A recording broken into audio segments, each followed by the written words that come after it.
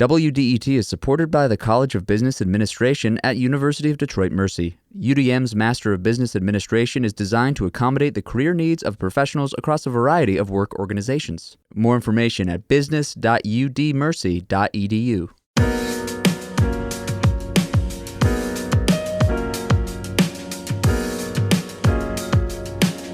It's the Metro on 101.9 WDET. I'm Nick Austin. And I'm Tia Graham. Today on the program, why kids are playing less these days and the consequences of vaping and why many are addicted. But first on the Metro, in 2016, Katie Fahey ran one of the most impressive political ground gains this state has seen.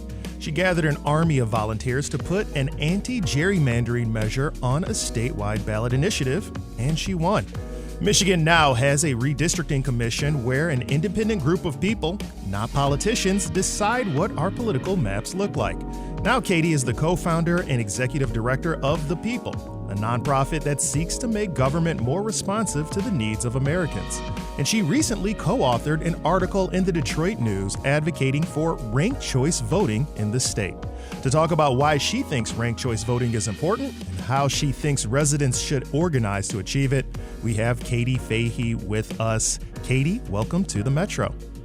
Hello, thank you so much for having me. Yeah, happy to have you here. Ranked choice voting is something that comes up a lot when we're thinking about our democracy, so let's just make sure we're on the same page to start.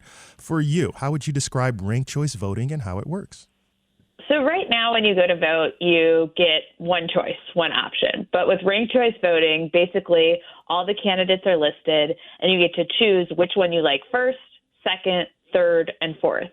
So if your first choice doesn't end up having a chance to win, let's say they're in very last place, your ballot can actually count for the next person that you ranked, the second person that you chose, all the way up until we get a winner who has a majority of the votes, over 50% of the people who like that candidate actually being elected, instead of sometimes when we get races where the top candidate, where you only got to vote once, maybe only gets 30% of the vote. Yeah, you know, one of the reasons we call it instant runoff, right? You go through that first round, eliminate the person who had the lowest amount of votes. Their voters go to their second opinion, like you just mentioned. And it's something that I think has been backed by a lot of people here in the state. You're bringing it back up. We've had cities like Royal Oak who have decided to implement it. Why do you think, though, this system is so important, and what would the consequences be for Michiganders if we backed it in this state? Yeah, there have been 5 cities in Michigan who've already passed this at the local level. And I think, and it's one of the fastest growing reforms we see in the country. And I really think that's because people are super frustrated with the political process. They are sick of being told they have to choose, the lesser of two evils. They want real change in our political system. They want candidates who are willing to, step outside of party lines and actually listen to voters. And if Michigan were to adopt this, I think that's more of what we would see. What you see in other places that have adopted ranked choice voting is voters are happier. They feel more represented. They feel like they can vote their conscience and who they really want to be in first place. You also see actually that you get more women and more minorities who end up getting elected because they aren't splitting the vote if there's multiple candidates from a certain community. Yeah, you mentioned 5 cities have already implemented it, but they can't enact it because of state law, which leads us to the question of what we have to do here in Michigan when it comes to this. And specifically what I'd like to unpack here is that if we've gotten these 5 cities who have been involved with it, and you talk about all these other places that like it, what has been the real block to getting us to implement it here in Michigan? Why haven't more residents backed it? It's interesting. Our state constitution has this thing called the Home Cities Rule Act that says that local communities are allowed to dictate how they want their elections to be. And yet, we then have some folks at the state saying, there's a couple of different laws that maybe say that cities couldn't implement this. But what we really see is that's probably not true. Somebody needs to bring a lawsuit to show that and have the courts formally decide. But there is also another way to implement this as well, a way where it would make it crystal clear, as well as being able to use ranked choice voting for things like the presidential election. And that would be if we used a citizen initiative and brought this to the state at the ballot box and decided to add this directly into our Constitution. All right. Well, you're someone who has a lot of experience in doing doing that. So before we get into what you would do this time, or no, let's get right into that. How do you make that ground game happen in order to get a constitutional ballot initiative on in order to get this part of state law? What do you think it would take to make that happen? Well, there has been this really great organization called Rank My Vote, like MI, like Michigan, who's been around for 5 years. They're the leading group that's been helping those cities pass it. And I think they've been doing a good job trying to help people understand what this is. Because, of course, we don't want to make a change that will make anything worse. And so I think folks have to warm up and actually learn about what is ranked choice voting. And it takes those conversations in communities and for people to be able to see what does this look like. There's a lot of other ways when we're asked to rank things like, what are your top 3 favorite sports teams or your, top favorite ice cream flavors. We're very used to doing that, but for some reason, when we start thinking about our elections, people can freeze up. And so I think being able to have community conversations about what would this look like, what would this look like for our community. Also looking at Michigan election results. In this last redistricting cycle, Congressional District 13, arguably folks didn't get maybe the candidate that they would have wanted. You had 9 candidates running for office. 8 of them were Black, and the only non-Black candidate ended up winning. Would that have happened under ranked choice voting? We're not sure, but let's talk about it. Let's start having those conversations. And then if people like that idea, they have to sign up to make it happen. The only way a citizen amendment process is successful is if you can get thousands of people who come together to, figure out what's this law going to look like, and then gather a bunch of signatures, and then ultimately it will go on the ballot for millions of people to vote on. We're speaking with Katie Fahey, co-founder and executive director of The People, a nonprofit that seeks to make government more responsive to the needs of Americans. And Katie, if you're advocating for ranked choice voting, one of the things I noticed in the op-ed was that you were advocating for it for specifically presidential races, but didn't seem to say anything specifically as to local races. So is this a push that you're having simply to impact the national vote, the national conversation, or if it's so good, why not implement it for all of our election systems here in the state? I really think it's up to the people of Michigan. I personally would be excited about seeing it not only for presidential, but a lot of those statewide offices, like our members of Congress or for the Senate. If you think about the primary elections, sometimes for governor, you have 8+ candidates running. Ranked choice voting would help actually make it so that more folks who are actually representative of the state could get a better chance of being elected. And a ballot initiative could help with it being passed both for presidential as well as statewide elected offices. For local cities, I think you'd still have to you'd have to pass it at the city level, which either your city council or city government could do, or a lot of times there's a petition process at the local level too that requires a lot less signatures than at the statewide. I think a concern some folks have, and you talk about what we're more familiar with, what we've been used to doing, is the outcome that you have with ranked choice voting. Because while you would say, hey, your second candidate might get elected, or it might be more likely to get elected people that you have interest in, one of the consequences we've seen are cases where maybe the first place choice only gets 46%, 47%, but then gets overtaken by other people's second place choices in that second, third round of runoff or what have you, which would have maybe some concern. Is that really the will of the people? So what would you say to folks who say that's not necessarily an implementation of the will of the people? Having instant runoff or maybe taking it down to the last 2 folks would be a better system? It actually is a more representative vote of the people, because the only way to win under ranked choice voting is if you end up getting over 50% of the majority of people wanting you over the other candidate.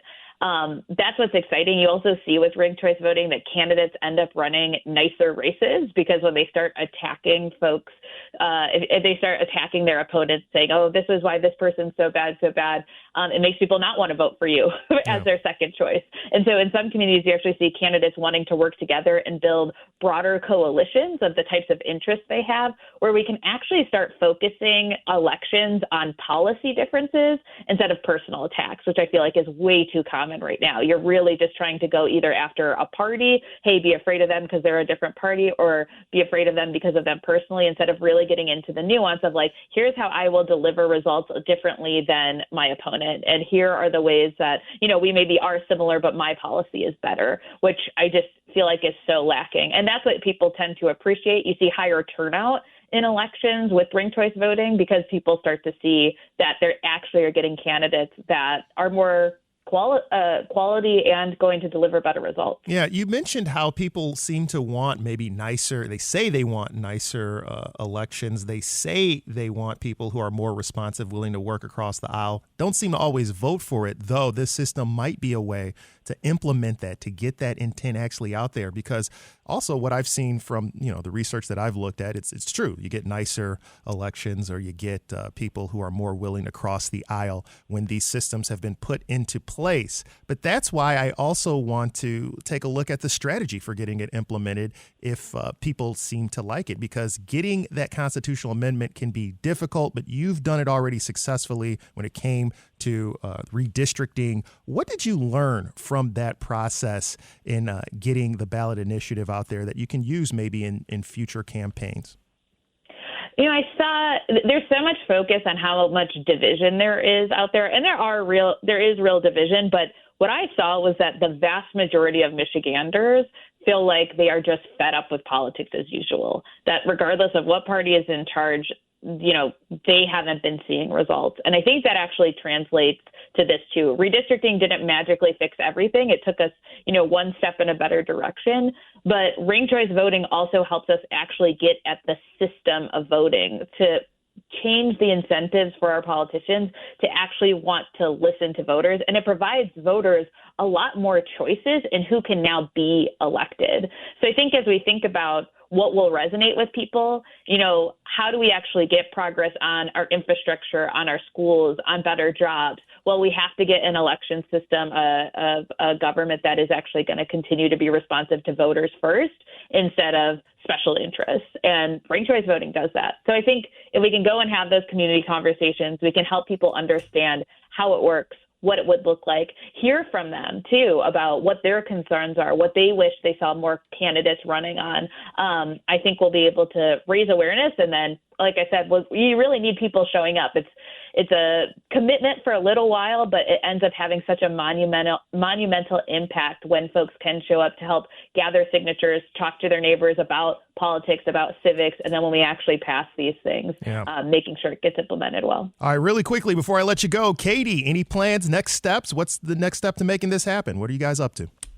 Yeah, so Rank My Vote is doing education presentations around the state to help talk about what this could look like. They're also looking at what other cities might want to be passing ranked choice voting right now. There's like 6 different cities that have at least startings of volunteers that they want to see more folks in. And then we're exploring what would it look like to do a statewide ballot initiative. And so if you're interested in doing that, I highly suggest you go to rankmivote.org and check it out more. Katie Fahey, co-founder and executive director of The People, a nonprofit seeking to make government more responsive to the needs of Americans. Thanks for joining us on the Metro. Thanks for having me.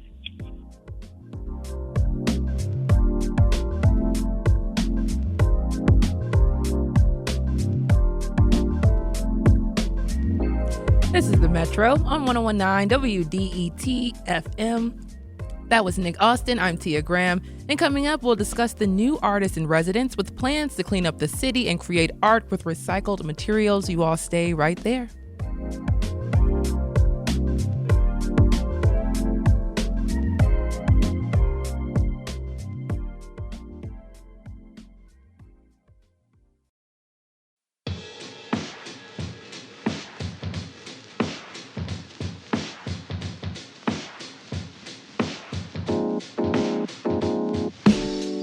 It's the Metro on 101.9 WDET. I'm Nick Austin. And I'm Tia Graham. And like most cities, Detroit has a lot of roads and a lot of pavement. But that shouldn't prevent us from having open green space, clean air, and clean water. There are a lot of different ways to achieve this goal. And one of them is to take the trash that we have and create art with it, which is something that I think is really, really inspiring. Sidewalk Detroit, in partnership with Ann Arbor's Ecology Center, recently named their 2024 Eco Artist in Residence, Halima Cassells. Cassells is an artist with plans to do cleanups around the city and then create art with that recycled material. Joining us on the Metro to discuss the 2024 Eco Artist in Residence at Eliza Howell Park is Halima Cassells. Halima, thanks for joining us on the Metro. Hi, thanks so much for having me. And also, we have Augusta Morrison. She is the program director at Sidewalk Detroit. Augusta, thanks for joining us on the Metro. Very excited to be here. Awesome. So, Sidewalk Detroit, it is a local organization. Just give us a brief 30-second rundown of what Sidewalk Detroit is. Sidewalk Detroit, we've been a nonprofit arts organization for 10 years. Last year we celebrated 10. Whoop, whoop. And we are a organization that promotes spatial equity through the lens of arts, culture, and design and community engagement. A lot of people know us for our biannual Sidewalk Festival, and it won't be happening this summer, but you'll see us back next summer. We are focusing right now on the Eco Artist Residency, which we have with Halima, and another artist in resident, Jordan Weber, which I'll talk about a little bit later in the program. Which is great because Jordan Weber was actually someone else who I noticed in the residency program, and I thought to myself, who's Jordan Weber? So we're definitely going to get into that as well. But I think about Howell Park in general, why this particular space. It's been 10 years, so why this particular park, in this community? Yeah, absolutely. We have had a relationship with Eliza Howell Park for, I want to say, about 7 years. We helped develop a neighborhood framework plan for Eliza Howell Park. And with that, we gathered feedback from the residents to understand what were the needs of the park. And a lot of that was basic infrastructure, trails, trail maintenance, signage, getting the road paved. So a couple years ago, we had an installation put in with the artist Patrick Doherty, and that was a stickwork sculpture, which I'm sure many people have visited before. And after that, a lot of attention was brought to the park. The roads have been paved. So if you haven't been to Eliza Howell Park, it is smooth sailing. It is now a two-way system, so definitely check it out. Nice bike paths as well. And the residents also really wanted the type of art to be made of natural materials.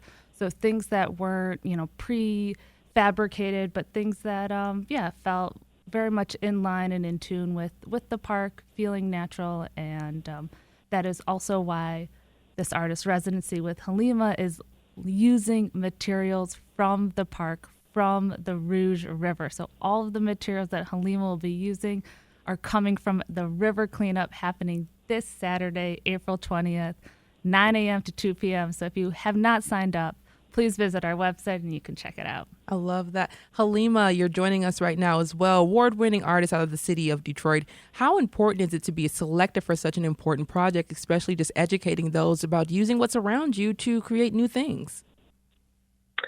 Well, yeah, I have to say that I'm honored and really happy to be working with Sidewalk Detroit. I really admire Sidewalk for how they do their work in engaging community with an equity lens and really being about the business of creating all types of art with as many artists as you could possibly imagine. So I'm very excited about it, and I do think it's important that we have opportunities to be creative and think about solutions that will benefit us all in a much more creative way, especially in groups, because then we get to listen to each other's questions and experiences and, possible solutions, because it's also very important that we have clean water and clean air. And Halima, the messages that you want to convey to the public, especially with the art installations and the workshops that you're going to be hosting throughout April, May, and then ending up in June. Think about, or especially when you're thinking about this, to Black Detroiters and starting to have conversations about clean communities, clean parks, different things like that. What does it mean, especially when you're talking to Black Detroiters? I mean, it means a lot because we have been consistently dumped on for generations. And everybody needs clean water. Everybody needs clean air. And, an environment that allows us to thrive. So I think, I love talking to young people. I love having intergenerational spaces where we can all collectively question, what we're seeing, what we need, what we want to do differently. And I think, just the physical nature of the cleanup, looking at what's in the river.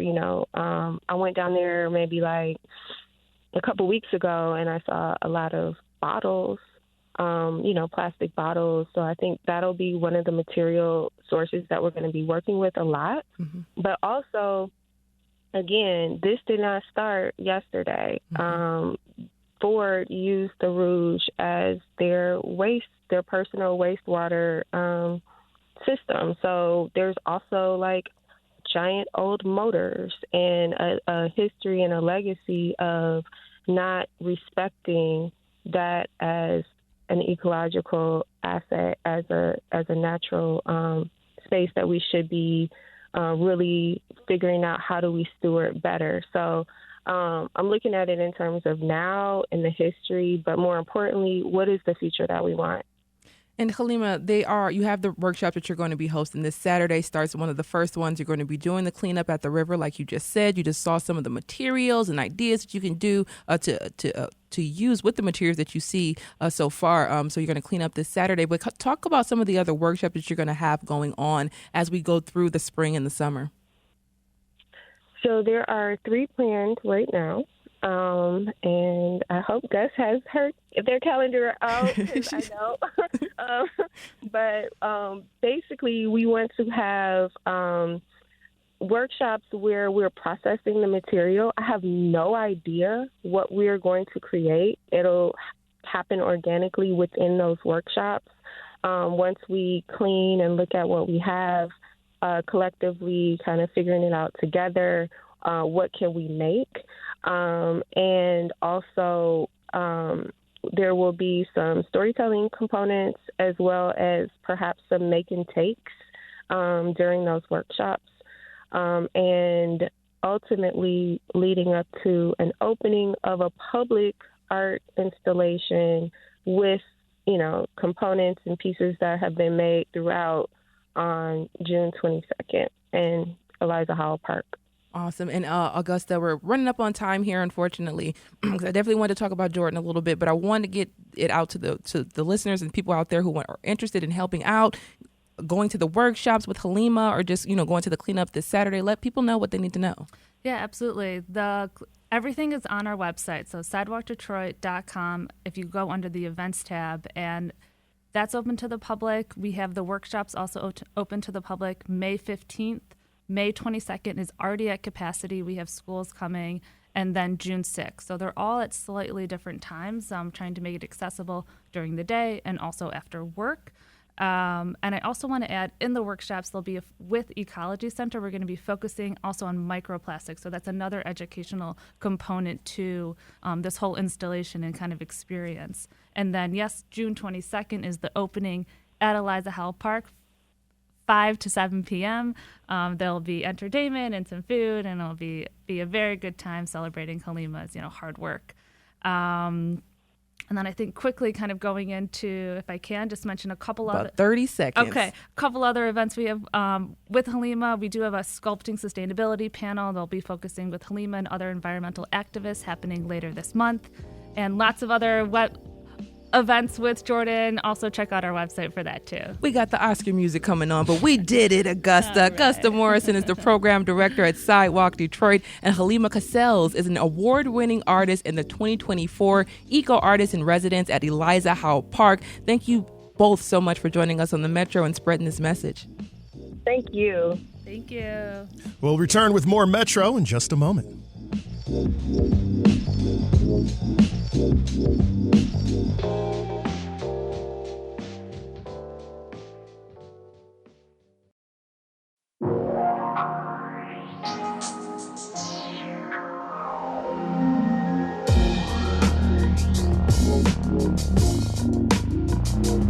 Welcome back to the Metro, right here on 101.9 WDET FM. Nick Austin is here. I'm Tia Graham.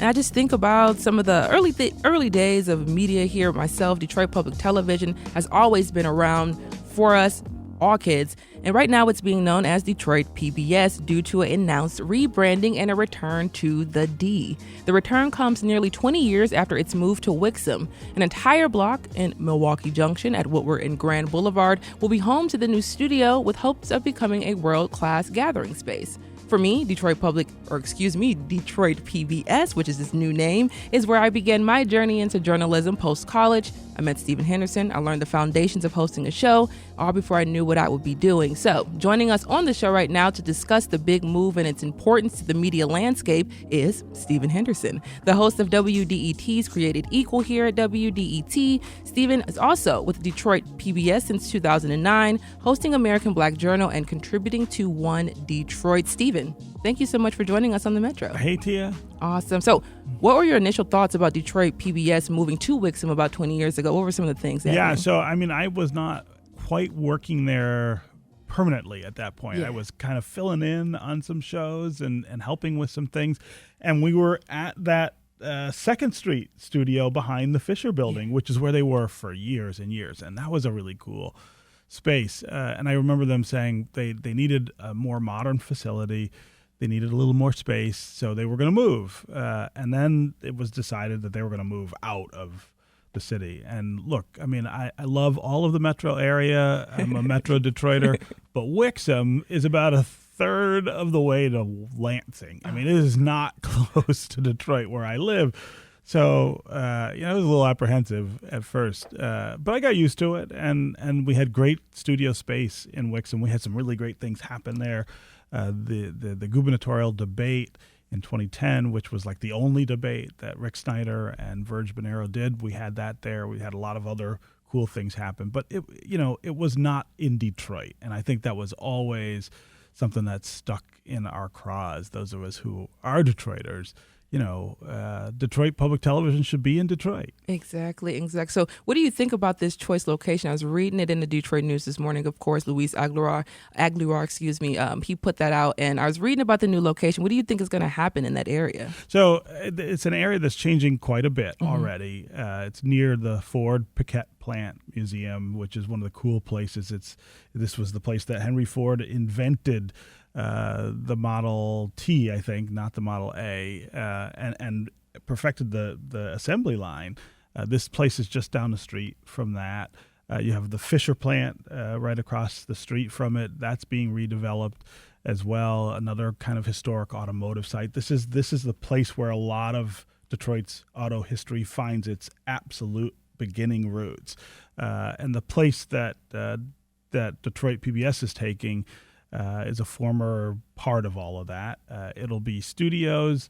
There will be some gathering spaces. Hopefully there will be other journalism organizations that join Detroit PBS in that building. I know Bridge Detroit, which is an organization I helped found 4 years ago. We would love to work with them in that space. We already work with Detroit Public Television pretty closely.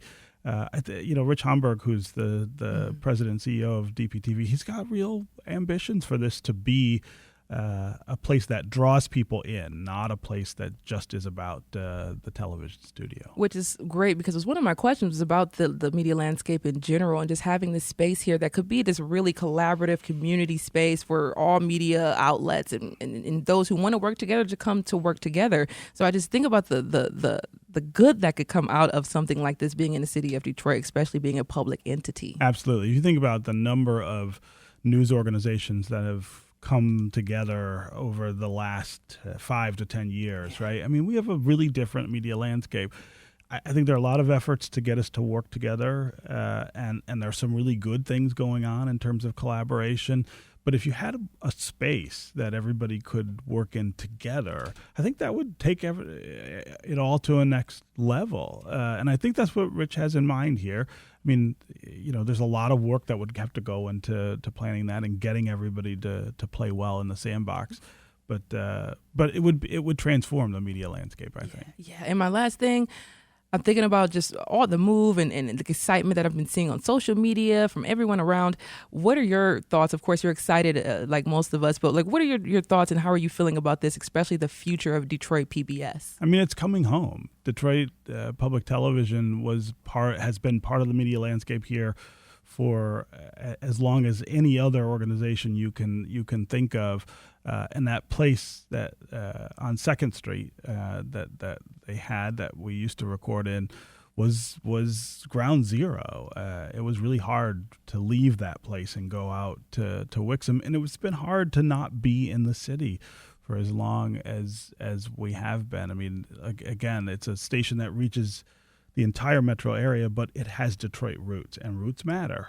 Roots matter especially when you are media trying to tell the story of a place. So I think we will be in better position to tell Detroit stories and Metro Detroit stories from Detroit. Stephen Henderson, thank you so much for joining us on the Metro. Stephen Henderson is the host of Created Equal on WDET and the host of American Black Journal on Detroit PBS. He is also the founder of Bridge Detroit. Once again, Stephen, thank you so much for joining us. Y'all don't need me to stick around and help host? Yeah, I mean without a doubt. You're trying to give me a blow? I'm not offering really.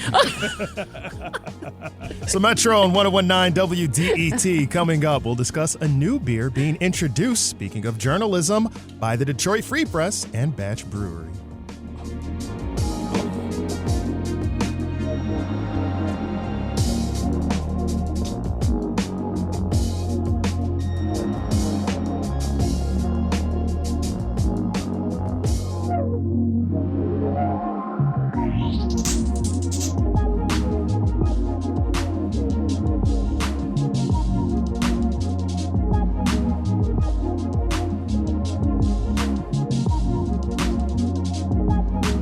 It's the Metro on 101.9 WDET, and the Detroit Free Press, as we mentioned, has teamed up with Batch Brewing to create a new beer. To learn more about the collaboration as well as what goes into creating a beer like this, we're joined by two of the folks key to making it happen. Steve Rogenson is the founder and brewer at Batch Brewing Company in Corktown. Stephen, welcome to the Metro. Thanks for having me. And we're also joined by Brian Manzullo, craft beer writer for the Detroit Free Press. Brian, welcome to the Metro. Thanks for having me. Good to be here. All right, Brian, let's start with you. What inspired you to want to create a beer for the Free Press and collaborate with Batch specifically? Yeah, so this is a dream of mine sort of that started about 5 years ago when I took on the craft beer beat at the Free Press. One of the things that got me into craft beer was the community aspect, that every time you walk into a brewery, there's like some local flavor that you get from the people in the brewery to the beer itself to the events they put on for the community, how they lift up each other and everything. And that environment has always intrigued me, and it became a dream of mine because I saw the overlap that the Free Press has with serving the community, being a watchdog, looking out for one another, trying to be the eyes and ears for people to try to help make the community better. So I saw a lot of overlap there, and I saw a lot of potential for a potential collaboration. We sort of put it on hold during COVID to reach out to a brewery, but once we got back into it last year, we reached out to Batch. I think one of the things I always appreciated about Steve and his operation there is that they're always looking to lift people up. During COVID, we named Stephen a food fighter for raising funds for local restaurants and businesses, and it just felt like a natural fit. And so once we got started discussing it last year, it was like hand in glove. It worked perfectly. Yeah, well, I see I was going to announce that you're going to debut it on Friday. Apparently, we're doing this a little earlier because, Stephen, you've brought in the goods, so I see a can of it right now, which it appears you might have a chance to enjoy. But before we get into the specifics of this, I want to know, what's your process for developing a beer? Someone comes to you and say, hey, I'm with the Free Press. I want to create a beer. How are you even thinking of the notes and hints and flavors that you're going to put into it? Where does this go? Well, luckily, Brian knows quite a bit about beer, and the conversation was, a pretty intelligent one. We thought about the organizations, the Detroit Free Press, their longevity, how long they've been around, and styles that might hearken to the timeline of this organization existing. Likewise, there was also been a fair amount of artifacts that have been found at the bottom of the river, and Detroit being this waypoint during Prohibition. One of the things that was being brought across the border, was beer, and some barrels were found at the bottom of the Detroit River, which kind of inspired this thought process, what might have been inside that beer. So wait, you created a waterlogged beer for the Detroit Free Press? That's kind of mean, Stephen. It was inspired by what would have been in the beer before it sat at the bottom of the river sorry, I gotta check my, grammar situation. But the idea of doing a pre-Prohibition lager, the kind of beer that might have been made regionally before Prohibition came into being, was the jumping off point for the style. And then we do what we always do when we make a beer, is talk about the style, do some research. We did a pilot batch, brought Brian and team in to taste, and all along the way, we documented our work for a small short that is going to be featured featured in the Freak Film Festival. Oh, very cool. Well, the beer is the On Guard Pre-Prohibition Lager. That's the specific name of it, and style, as you mentioned. But Stephen, I know that sometimes I go in a bar. People will say, oh, it has these hints, it has these notes, it's whatever, and it's all going over my head. I don't even know what I should be thinking about or even trying to taste when I'm tasting a beer. So for people who are new to the craft beer world, might find it a little intimidating, what recommendations do you have on how they develop their palate and appreciate these complex flavors and notes? I mean, hopefully, if you're going and you're interested in craft beer, you're going to a bar or a restaurant that has some experience, and maybe one of the best jumping off points is to tell your bartender the last beer that you enjoyed. And hopefully they have enough knowledge to point you in a direction. The beer world is much like the wine world. There's a lot. There is a lot of different flavors, a lot of different innovation, and, regions and flavors that, come from, not only across the United States, but, around the world. As far as lagers, what they tend to have in common is that their fermentation quality is pretty transparent. Lagers, you don't really taste too much of fermentation. What you're mostly tasting is the malt and balanced by the hops. For a pre-Prohibition lager, the X factor here is using corn as an adjunct, which you can taste a little bit, but mostly this is a clean, crisp, easy drinking beer. All right. Well, you brought the goods, so you can come back, because I'm going to have to test out this lager, but I got to get into the next segment. So, Stephen, Brian, thank you so much for joining us on the Metro. Thanks for having us. Thanks so much for having us. Yep.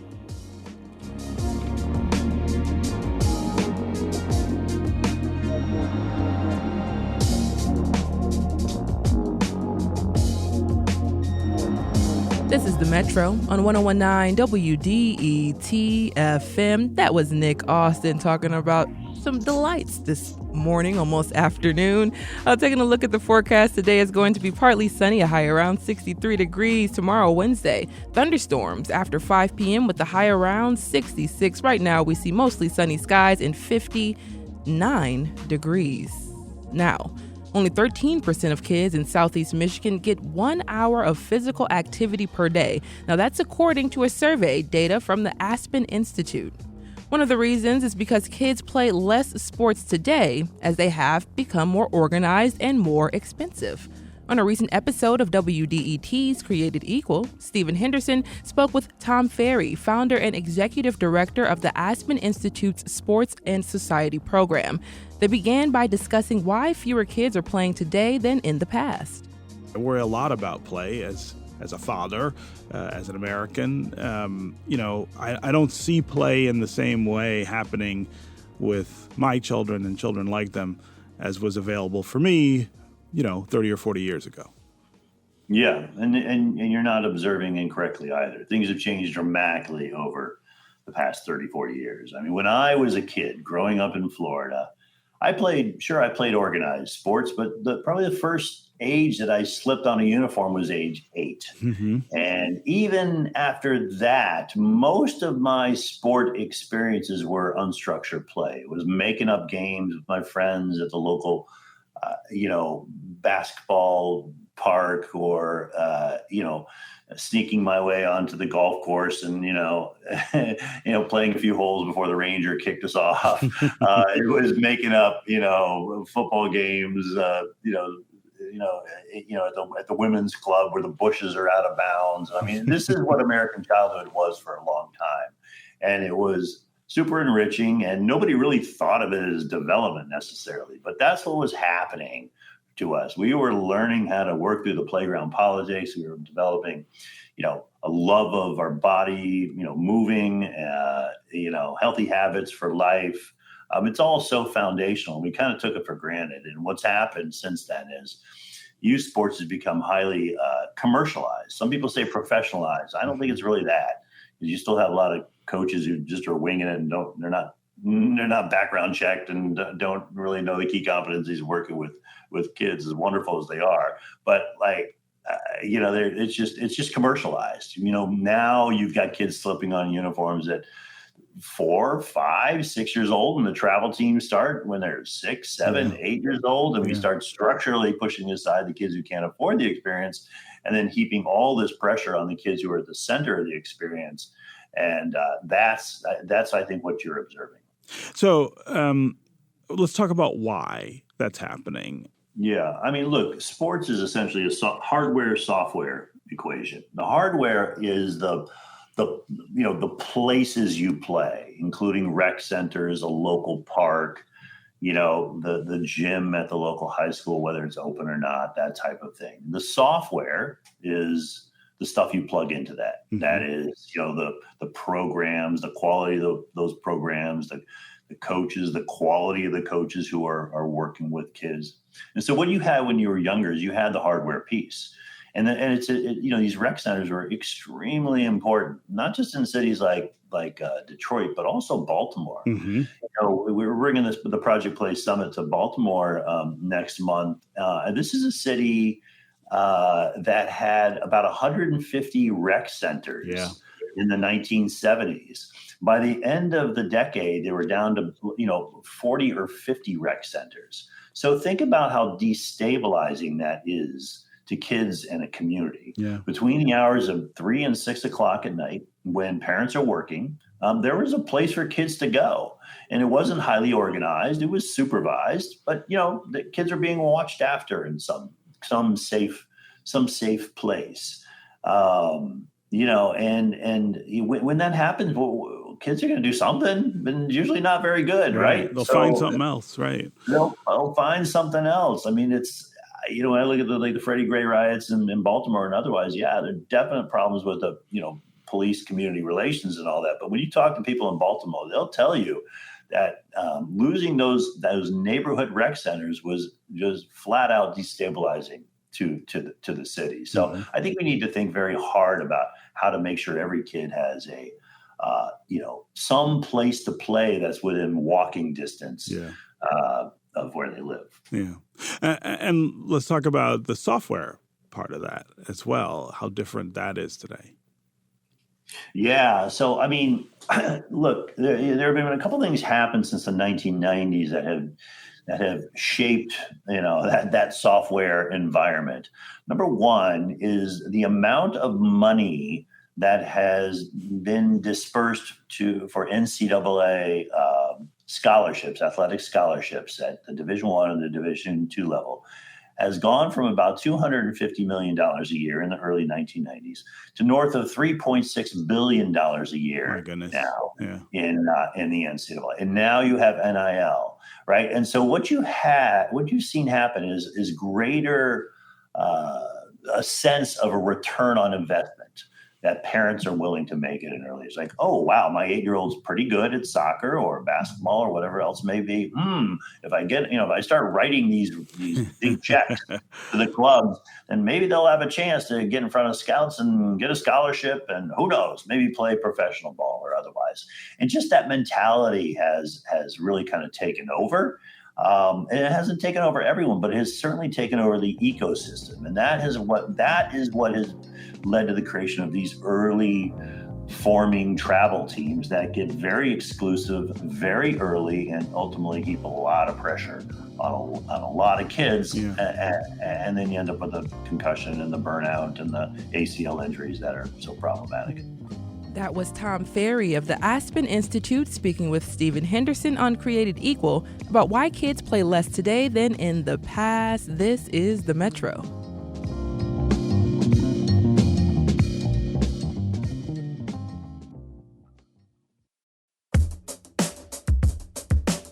It's the Metro on 101.9 WDET, where we continue our look at youth health, this time courtesy of Colorado Public Radio's John Daly, who investigated why young adults are addicted to vaping and what they're doing to quit. At the University of Colorado in Boulder, some students have set up an outreach table in the lobby of the music building. They've got protein bars and soda and information and resources to share about drug use. Okay, so what would you say your most used substance is? Alcohol, marijuana, nicotine, other you don't use? Students say nicotine use, particularly vaping, is common. Here's sophomore Sage Herschel. Vaping at a party, wouldn't be surprised if it was half. Meaning half the partygoers vape, even if they didn't bring their own. They're like, oh, let me try it. Let me hit your vape. Jacob Garza, a senior, says for many, it's a long-standing habit. Everyone knows it's not good for you and everyone wants to stop, but at this point, for doing it all these years, it's not like muscle memory, but it's just second nature now.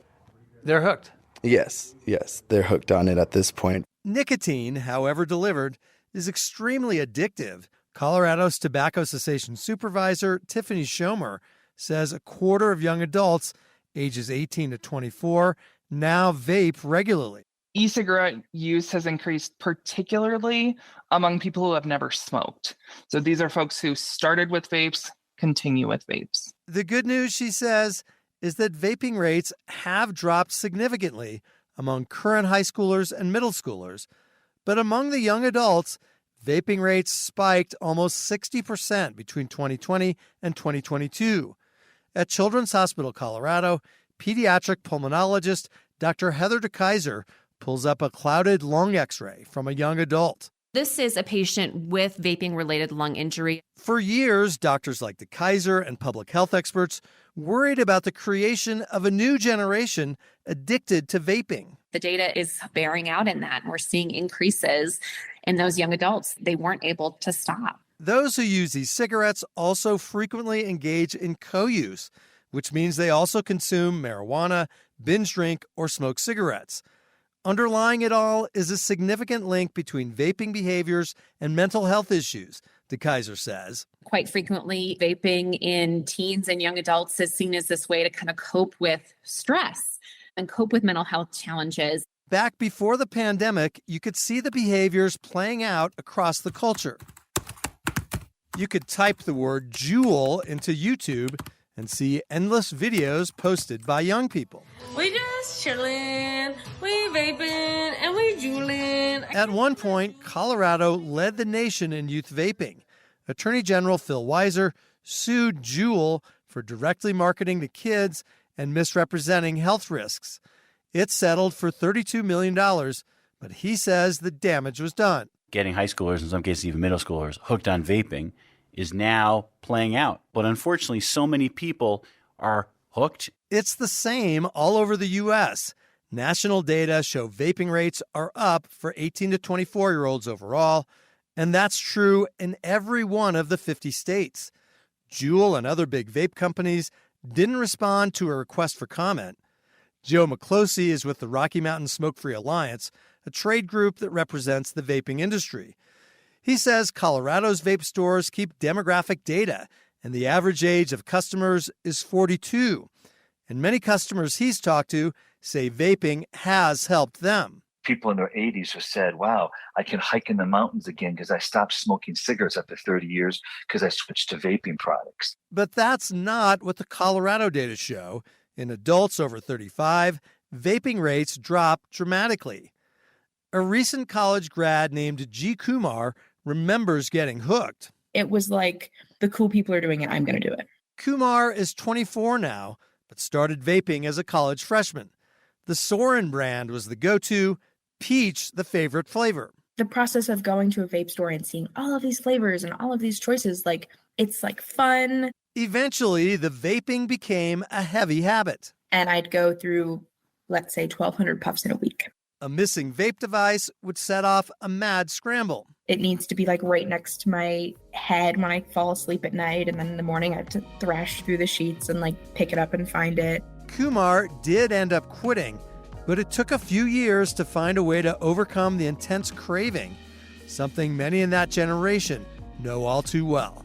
That's going to do it for this edition of The Metro on WDET FM, Detroit Public Radio, your connection to news, music, and conversation. That's it for The Metro.